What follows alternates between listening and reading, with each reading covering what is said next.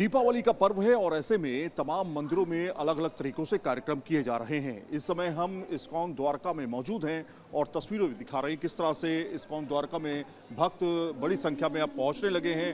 यहाँ पर दीपोत्सव भी बनाया जाएगा, लेकिन उसके साथ में तमाम जो दर्शनार्थी हैं वो यहाँ पर दर्शन करने के लिए, पूजा अर्चना करने के लिए पहुंचे हुए हैं। आप देख सकते हैं बाकायदा बेहतर इंतजाम किए गए हैं, लाइन से लोगों को अपने जाकर के दर्शन कर रहे हैं और उसके बाद जो सभी लोग जो है वो दीपोत्सव में हिस्सा लेंगे।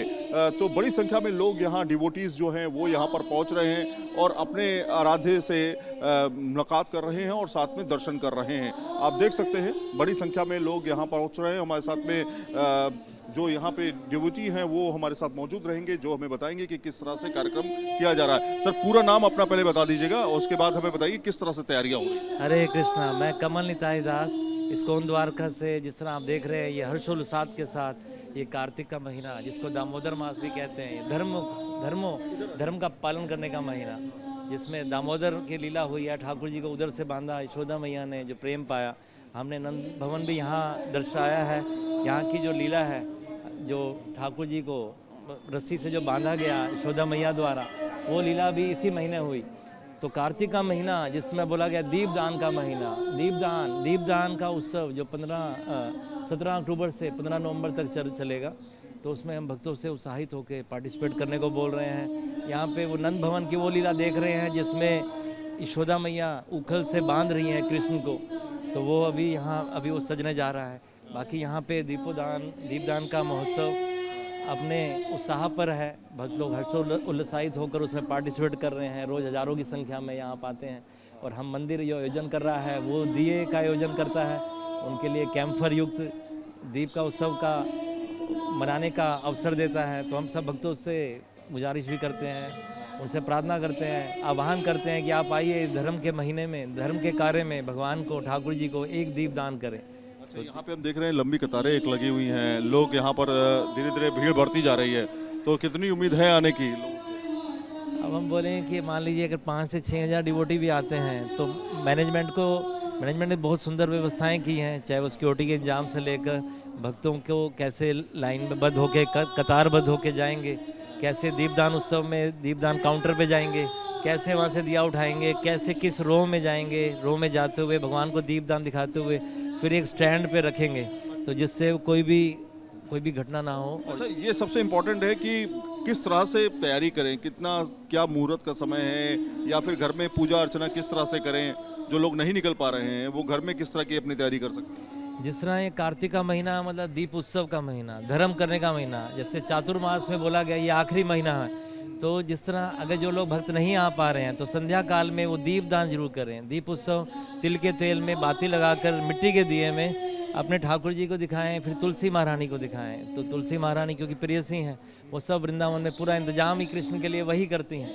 तो आज सभी लोग दीपदान करें, भगवान का नाम जप करें, भगवद गीता के श्लोक पढ़ें, भागवतम पढ़ें, जो भी आप कर सकते हैं, जो भी धार्मिक कार्य कर सकते हैं। क्योंकि दीपदान की बात की आपने, कोई समय होता है इसका निर्धारित, कोई टाइमिंग होती है कितने बजे से कितने बजे तक के बीच में कर सकते हैं, और पूजा कितने बजे से कितने बजे तक कर सकते हैं? जैसे संध्या काल बोला गया है सूर्यास्त के बाद जब भी आप कोई कार्य कर रहे हैं, क्योंकि वो 48 मिनट बहुत इंपॉर्टेंट होते हैं कि जिसमें देव काल बोला गया है। तो संध्या काल में जब आप दीप प्रज्वलित करते हैं, मतलब दीप प्रज्वलित करना मतलब उजाला, प्रकाश की ओर ले जाना। तो प्रकाश, जब भगवान को दीप उत्सव हो जाता है तो हर और उजाला होता है, जो हमें श्री रामचंद्र जी की मर्यादाएं, भगवान रामचंद्र की मर्यादाएं याद दिलाता है, उनका स्वागत याद दिलाता है, और हर अयोध्या और हर चीज़ याद दिलाता है, और उनकी हर लीला को याद दिलाता है। तो इसी तरह हम दीपदान के माध्यम से दीपावली के पर्व को और रामायण काल के पर्व को याद कर रहे हैं, रामायण काल के समय को याद कर रहे हैं।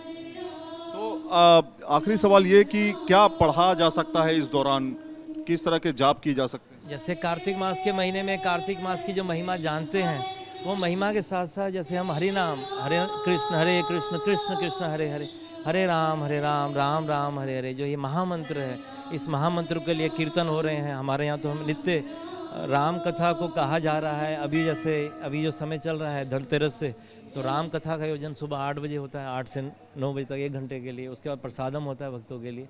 तो आप जो लोग नहीं भी आ पाते हैं तो वो कथा सुन सकते हैं घर बैठे, राम नाम जप कर सकते हैं, हरि नाम ले सकते हैं, माला जप कर सकते हैं, और सायंकाल में संध्या काल में दीप दान कर सकते हैं। तो आप देखिए यहाँ पर बड़ी संख्या में लोग जो है यहाँ आए हुए हैं।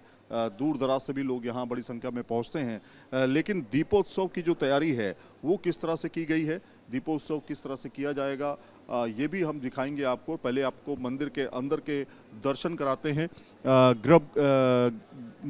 गर्भगृह की तरफ जो लोग हैं वो मूवमेंट करते हुए दिखाई दे रहे हैं।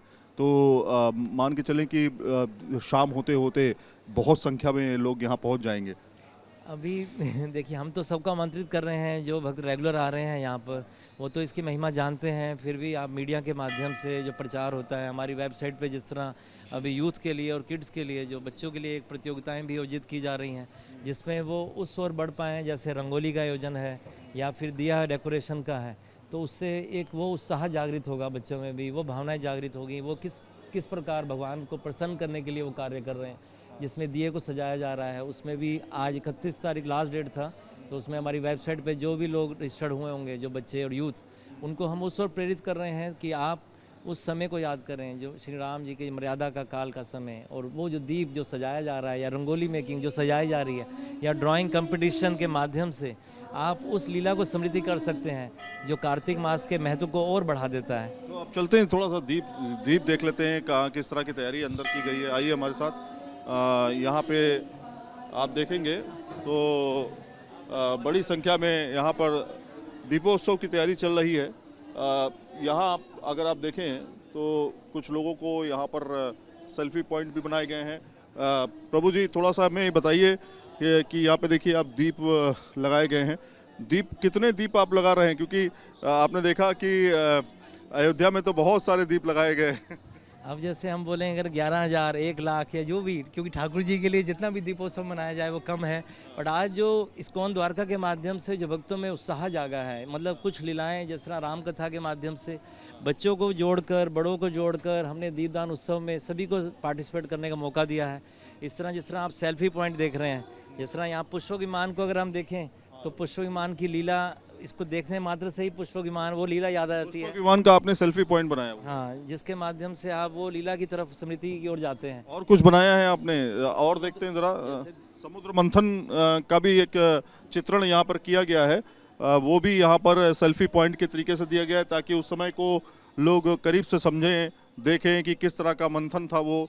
समुद्र मंथन जब हुआ था तो उस समय का दृश्य किस तरह का रहा होगा, वो यहाँ पर दिखाने की जो है कोशिश की गई है। साथ में यहाँ पे आप देखिए ये दीप से इस्कॉन लिखा गया है, और यहाँ पे आप देखिए ये समुद्र मंथन का चित्रण जो है यहाँ पर पहले दीप और दीप के साथ में समुद्र मंथन का चित्रण जो है वो किया गया। तो इस तरह से तैयारी है आपकी पूरी, मतलब लोगों के लिए ये समझाने के लिए, बताने के लिए, और साथ में सेल्फी पॉइंट के तौर। जैसे समुद्र मंथन की लीला की अगर हम देखें तो हम देखते हैं जब समुद्र मंथन हुआ तो देव और असुर दोनों ने मिलके मंदराचल पर्वत को बनाकर आधार, और ठाकुर जी ने उसमें कुर्म अवतार भी हुआ, और वासुकी नाग के द्वारा ये रसाकशी हुई। तो इसके माध्यम से आप धन्वंतरी जी जब प्रकट हुए, तो धन्वंतरी जी जो धनतेरस का उत्सव हम मनाते हैं, तो धन्वंतरी देव को हम याद कर रहे हैं, उस लीलाओं को याद कर रहे हैं जो हमें पुराणों की ओर ले जाती हैं। तो जिससे वो धर्म का स्थापना होती है, जिसमें चाहे समुद्र मंथन की आप लीला को देखें या हम पुष्प विमान को भी देखते हुए आ रहे हैं। तो इससे क्या सिद्ध हो रहा है, इससे प्रूव हो रहा है कि आप धर्म से, उन छोटी छोटी चीज़ों से जुड़ सकते हैं, उन लीलाओं को स्मृति में रख सकते हैं, अपने बच्चों को शिक्षाएं दे सकते हैं, वो कथाएं सुना सकते हैं। तो इस्कॉन द्वारका तो हमेशा ही सुबह भागवतम, भगवद गीता, एसेंस ऑफ भगवद गीता और बहुत सारे प्रोग्राम्स को लेके आ रहा है। किड्स के लिए अलग हैं, यूथ के लिए अलग हैं, ओल्ड एज लोगों के लिए अलग हैं, तो अलग अलग प्रोग्राम्स हैं, गृहस्थ आश्रम वालों के लिए अलग हैं।